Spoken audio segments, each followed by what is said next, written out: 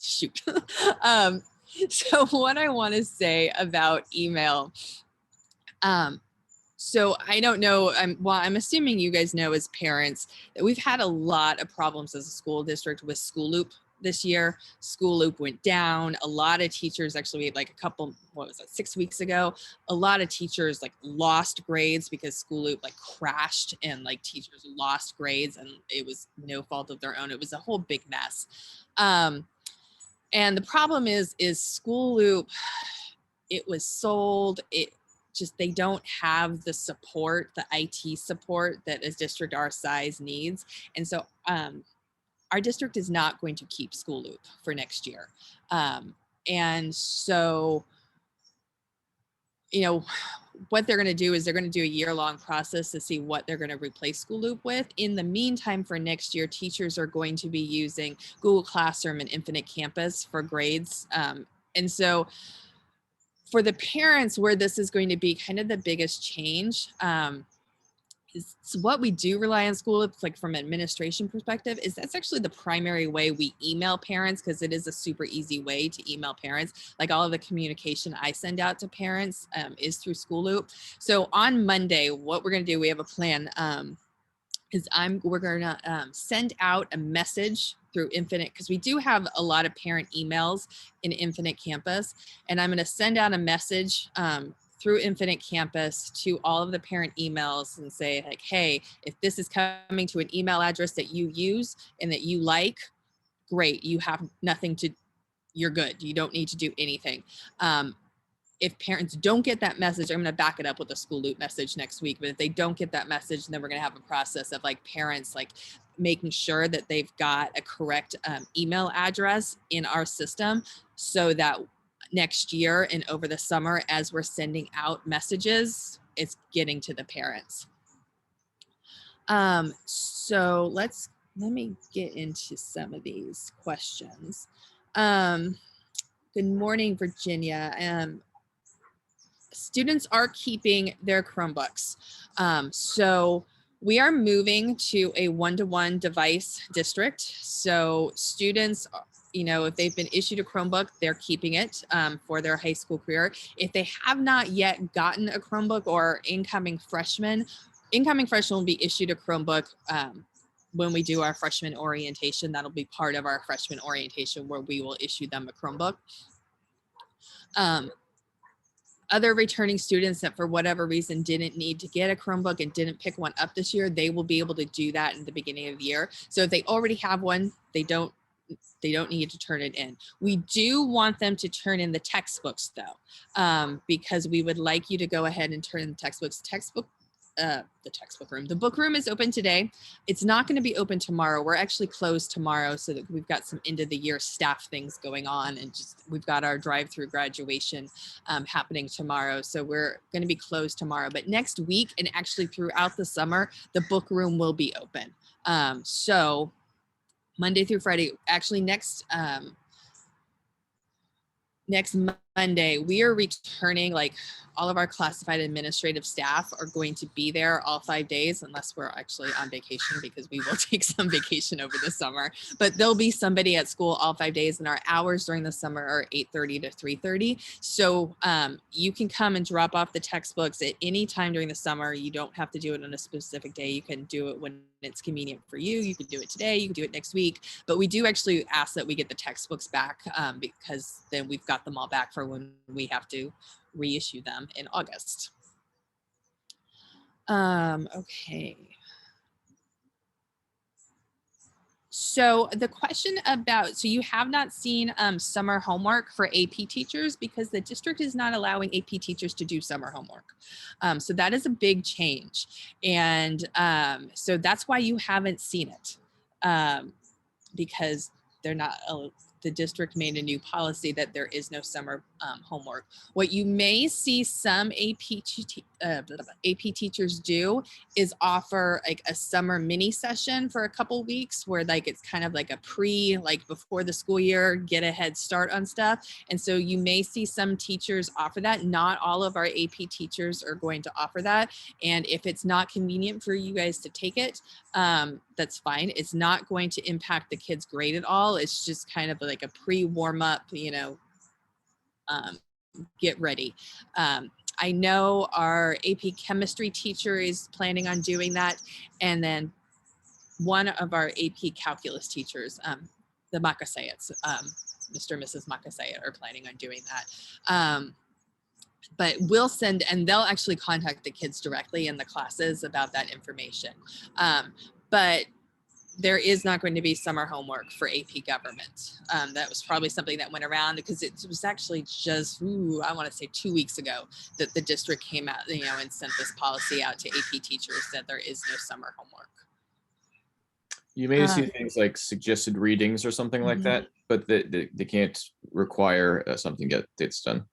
Exactly. So you might see that. Thank you, Mr. Campbell. So you might see something like suggested reading or, you know, that sort of thing, but there's not going to be any sort of assessment or grade attached to it. Okay. Lan asks, will masks be required this fall? And if so, will the PE class also require kids to wear masks? So I covered this right at the very beginning. We don't know yet. That's going to depend on what CDC says about wearing masks. I anticipate that yes, masks would be required indoors. You know, for PE classes, the rules for athletics have been when they are actually physically like performing, they don't have to wear a mask, though they can. So we'll see what CDC says. Basically, we're going to follow whatever the CDC guidelines are for schools. And they have not issued that, and they don't tend to be very timely. I'm assuming they will send something out before August, but we don't know yet. Okay, and then the question, will the school hold the PSAT for incoming ninth graders in October like before? That's another thing that we don't know yet. Unfortunately, a lot of my answers today are going to be, I don't know yet. I actually just asked that question of the district last week because I was putting together calendar stuff for last week, 2 weeks ago. I was putting together for our school planners because it's normally the stuff that we have in there. And we just don't know yet with that. So they have not decided. So the bell schedule, assuming that we are back regular in person, just like normal, we are going to have the same bell schedule that we had in the 1920 school year. I think that's the bell schedule that's on our website. If it's not the bell schedule that's on our website, actually we'll check to make sure that it's up there. And if it's, because we might have taken it down from this past year because we had the distance learning bell schedule. So we'll make sure that's up, but we're going back to this split start, 7:20 or 8:20, depending if you're first or second period start time. Classes are 55 minutes long, and all 7 periods meet and during the day. That's our traditional bell schedule. We are going back to this for next year. I am going warn you guys that this next school year as a staff, we are going to have to be looking at new bell schedules for the following school year. So next year is the 21-22 school year. So for the 22-23 school year, we are going to have to look at new bell schedules because there is a state law that's going to go into effect that high schools need to have an 8:30 start time. And that's going to force us to change our bell schedule. So we don't quite know what that's going to look like yet. We're going to figure that out next year. But for this upcoming school year, as long as we're back in person like regular, then we will go back to our traditional bell schedule. Like, you know, I mentioned before, you know, as a district, we're going to we're making this plan B, and just in case we have to do some sort of hybrid type schedule, I don't know what that would be a different bell schedule. And I'll confirm what Miss Davis said, that we do have the bell schedule up on our website. Okay, good. Thank you. So yeah, so with the plan B, I think everybody is hoping that we don't go that route, because it's hybrid is, there definitely will be, even with a hybrid, there will be, some in-person learning. What there will not be next year is like full distance learning like it was this year. That's not there. Nobody is anticipating that that's going to be what we'll have next year. So there definitely would be an in-person, even if we're on a hybrid, there would be part of the day where they're in person, and then part of the day would be at home asynchronous. I think 100% as a staff, we are hoping that that's not what we have to do. We are going to want you to use the school Chromebook because a lot of teachers with the one-to-one, devices, they're going to be using the Chromebooks in the classroom, and they're going to expect a kid to have it and have, like it's going to be like a textbook. So they're going to expect that the kids have the Chromebooks with them every day. And so this is definitely going to be a culture change for us, and something that we've been talking a lot about as a staff, in the start of the school year. And how do we train our kids that you've got to remember to bring your Chromebook every day, just like you would bring your textbooks. And parents, if you could help us with this, we're going to like reminding the kids to charge it at night. We do have plugs and everything, obviously at school, and would have some charging stations, but we have 2,000 students. So ideally students would charge their Chromebook at home at night and then bring it to school fully charged. The Chromebooks actually have a pretty long battery life. They last about 10 hours or so on the battery. So as long as it's fully charged at the start of the day, it will last them throughout the school day.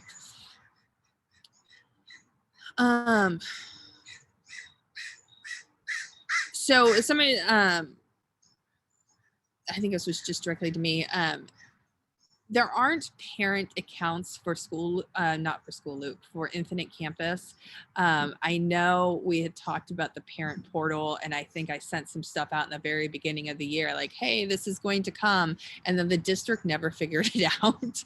I don't know if they're going to do a better job of that over the summer. So don't worry if you're like, I don't have an account. Don't worry. Nobody does. It's not just you. But with this, like they just made it, like pulled the plug on School Loop for next year, like in the last couple weeks. And so a lot of stuff will come over.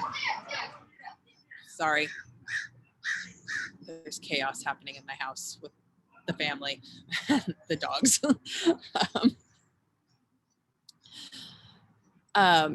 Anyway, School Loop, Infinite Campus. Sorry, that was so distracting. Yeah. How much material do I think the teachers were able to cover this year versus a normal year? I think that's going to vary class to class. So I think it will just, I think they tried their best to cover all of the important essential material. And teachers, they had to really look, and that was a lot of the work that we did in staff development, is looking at what are the most important parts that the kids actually really need to know to be able to move on to the next level. And that's what they emphasized. And what they did with the activities and assignments, like they really like focused in. And I think what the kids lost this year maybe was a lot of like, I don't want to say the fluff, but maybe more of the kind of like the fun stuff, and that's what they didn't get. But they hopefully got, I think most of the teachers did a pretty good job of making sure that they're going to be able to go on to the next level and be successful. And then also with that, like one of the things that we've been talking about is that knowing that, okay, say they were in, I'm going to use math as an example, say they were in math 2 this year, and knowing like what did they not finish in math 2 so that the math 3 teachers know that they didn't get to this, and so that there isn't going to be this expectation that they go into math 3 and they've got all of that learned. And so I think the teachers within the departments did a really good job of communicating with their colleagues, so, and like being, you know, really on the same page so that they were doing similar things. And so kids, no matter who their teacher was, they're going to be in a similar place. You know, this is something that we talked about as a staff, that this is going to be something that's going to take us a couple of years to recover from, this year on distance learning, even though we did the best that we could. Just knowing that we can't come back like fully, you know, like normal next year and like expect that, you know, the kids didn't have some sort of learning loss. So we are anticipating that. The question about the distance between the desks and the classrooms, again, that's with the CDC. We don't know what the guidance is going to be. Currently, it's 3 feet. We don't know if they're going to stick to that, or if they are going to, you know, do less. Questions about the vaccines. We covered this right in the very beginning. This was the first question, but I'll do it again. Vaccines are typically required at schools. That's done by state law. So that's not something the school or the district's going to require. That's going to be something that comes out of the state legislature. From the understanding I have with, you know, reading I'm doing and listening to news, typically they wait until vaccines are not, because I think these vaccines are still on the emergency approval from the FDA. And so waiting till they're fully approved. So I don't anticipate anything from the state legislature before August, to be completely honest. But I would certainly, like the following year, expect that, you know, I actually do expect that at some point that this is going to be one of the immunizations that kids have to come into school with. I do fully expect that.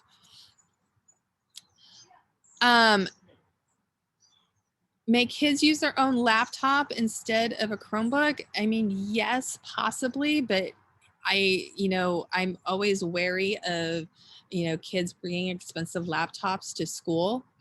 You know what? If it's a school issue Chromebook and something happens to it or it gets stolen, that's, the district deals with that. But if it's your laptop and something happens to it, we're not going to cover that. So I honestly think you're better off using the Chromebook.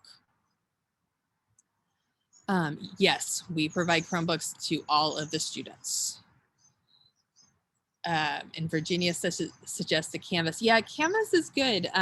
Instead of School Loop, my daughter's school uses Canvas, and it is pretty good. And it's probably definitely one of the ones they're going to be looking at. I think we missed any other questions?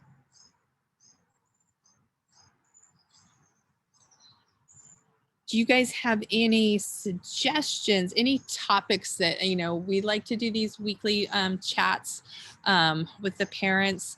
I actually, I've been thinking about what to do for next year with these, assuming that we are back in person and bringing them back, you know, in person and like actually like, you know, having the coffee again like we used to, or keeping it via Zoom. I have found it actually to work pretty well via Zoom. I don't know what you guys as parents think. I think it's been, I think you've enjoyed them. And I think definitely putting them up on YouTube and sharing the recordings, I think have been nice. So kind of what I've been like tossing around in my head is to keep these weekly parent meetings via Zoom next year, because it is convenient. And then maybe like once a grading period, doing a like actual in-person one, you know, so that we do have that still. But that's what I've been thinking. So if you have any suggestions for any topics that we might cover next year, please let us know. And then, yeah, Virginia, if you don't mind, because I know the district is, they're going to be putting a committee together to look at all of the different platforms. And if you've got some experience with it, because I know they'll ask for parents, to be part of that process. And if you're up to it, I can definitely put your name, give them your name for you to help out with that. Because what they want to do next year is they want to really do like a year-long deep dive into all of the different learning platforms to see what they offer and see which one is going to be the best for our families and students and the teachers.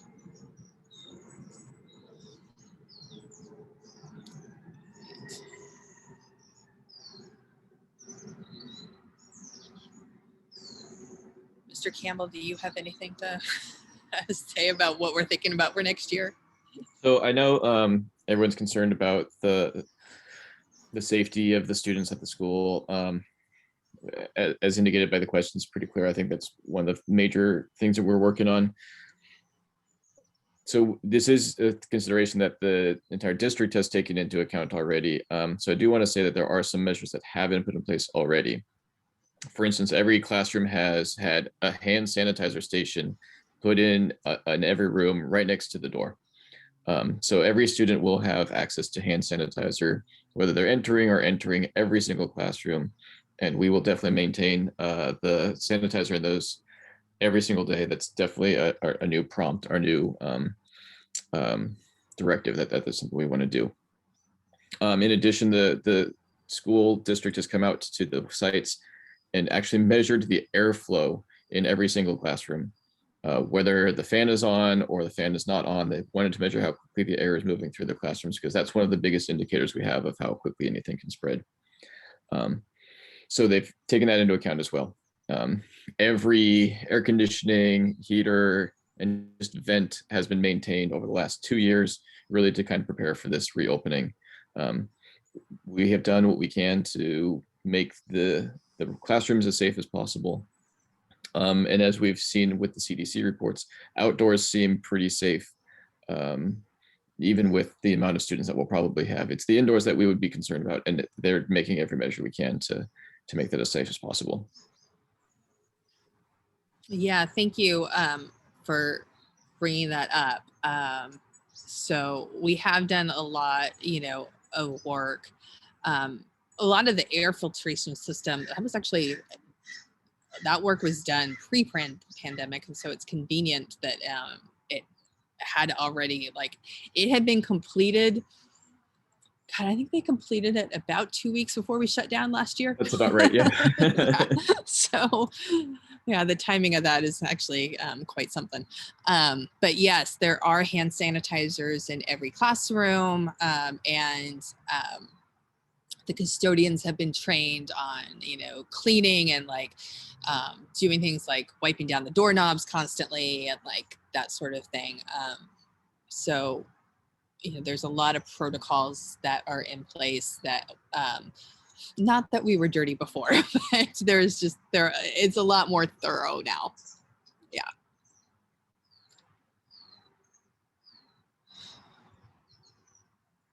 Well, any other questions that you guys may have?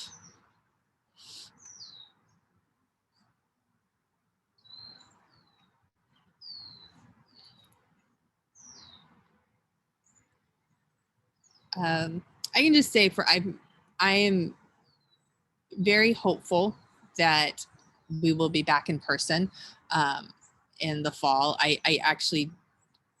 I'm feeling pretty good about it, that's the direction that we're going in. Looking at the COVID numbers, not just, across the state, but in Santa Clara County, and looking at the vaccination numbers, I think we're in a good place. So a question about how about after school, kids go back home, can they stay in the library or any clubs? Yeah, assuming that we're back in person, full and back, then yes, all of the things that we had before will be in place. So, we had the homework center in the library. There's clubs that happen after school. I think most of the clubs actually happen during lunch, but some of them do stuff after school. Our athletic seasons will be back on the normal athletic season and not having basketball in June is we just got the both of our girls and boys basketball teams are heading to the playoffs, and so we just got the schedule last night, and it was like, wow, we're supposed to be done with all of that. But that's okay. Good for them. We're happy for them. Sports teams, girls volleyball tryouts started. So what happens over the summer with sports is the summer is kind of like a dead zone. It's a quiet, where there's not actual sports happening. There is conditioning, especially for our fall sports and even some of the winter sports. Typically, spring sports aren't going to be doing conditioning over the summer. I guess sometimes they do, but I think typically it's definitely fall sports will have conditioning. So your football team will have conditioning. Girls volleyball will have conditioning. But and then some winter sports like basketball for sure. So just be on the lookout. On our website under athletics are all of the coaches' information. And then we actually do have a new athletic director next year. So Matt Keesley, who has been our football coach for a gazillion years. I don't even know how long, forever. And he was formerly, about 10 years ago, was formerly the athletic director. He is coming back to it. So we're just gonna have one athletic director next year, and it's gonna be Coach Keesley. So I think we're actually really excited about that. And so he's not quite up and running just yet, but he will be soon. And so we'll get his contact information up on the website also. But for tryouts, the actual formal tryouts, the seasons start for the fall. And so girls volleyball is a fall sport. Usually they start like the week before school starts. So usually tryouts for fall sports is, I would anticipate like that first week of August is when that's happening. But like I said, there probably will be conditioning also happening over the summer. Do I think that there will be a prom for next school year? Yeah, I do. I honestly, I think that because I do think we're going to be back fully in person. And I think that I do anticipate that stuff's going to be back to normal. I feel like we probably could have pulled a prom off for this year, but our senior class, like they elected to do the movie night and the kickback night. And I thought it was really nice, like what they did. But my daughter's school did a prom. So, I think there'll be a prom next year. Yes, I do. Lunch procedure, will that all be outdoor, keeping kids safe, distance during lunchtime? Again, this is going to go back to what the CDC guidelines are. I think that we would encourage kids to eat outdoors. We encourage kids to eat outdoors always because we're very lucky in California that 80% of our school year, the weather is actually nice enough for them to be outdoors. And so we do anticipate that and want to encourage kids to do that. But again, I don't know, we don't know what the distancing guidelines are going to be. Okay. One thing I do want to say about lunch, the state's school lunch program where we've been able to provide free lunches to all our students. Now, of course, at Piedmont Hills, we didn't physically have it at Piedmont Hills for most of the school year, though it did come back about a month ago. That goes on throughout the summer and all of next year. So the kids are going to get a free lunch. So take advantage of that. And take advantage of it now. Those poor lunch ladies are out there. What time do they get out there? 11:45? Or 11 or 11:30. Yeah. Yeah. So you guys come by and get some lunch. They just sit there, and there's not that many people that come by. So get some lunch.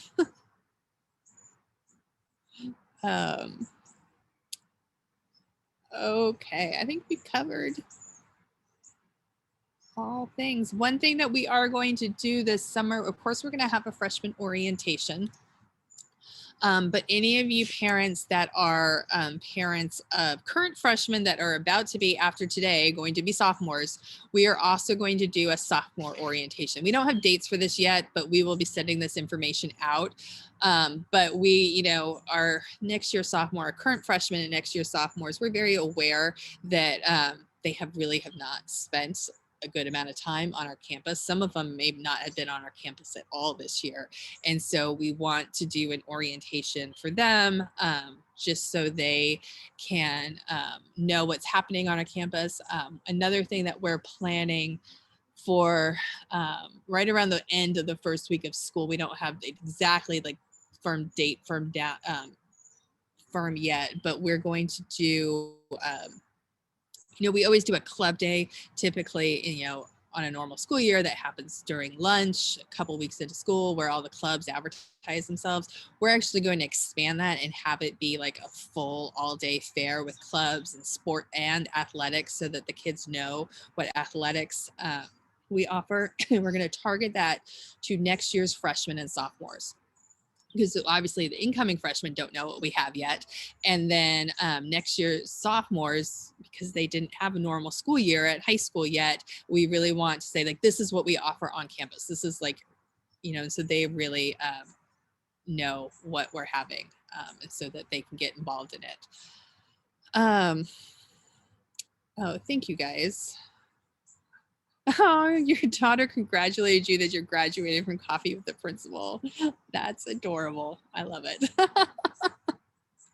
Margaret, thank you. You've been one of my most loyal parents, coming to all of my, what we were doing, the coffees and now the Zooms. And so I've very much enjoyed having you come to all of these. Well, so if you guys are done with your questions, we might go ahead and wrap this up. I'm going to, let me go ahead and put my email. I think you all have my email address, but just in case don't, that's my email address. I'm going to put in Mr. Campbell's. Also,